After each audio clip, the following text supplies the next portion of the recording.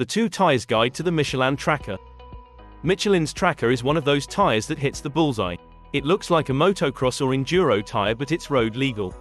It's also reversible, so when you round off the tread blocks, you can switch the tire around and get more miles out of it. This is a very capable off-road tire. You could easily run it in an enduro race. Despite the chunky tread blocks, the Tracker isn't bad on the road, although if you're not planning on riding off-road, you'd be daft to fit these, unless you want to sacrifice road comfort for gnarly off-road aesthetics. These are one of the most popular tires we sell for bikes like the CRF 250 and 300. They just work really well for the terrain these bikes are ridden on.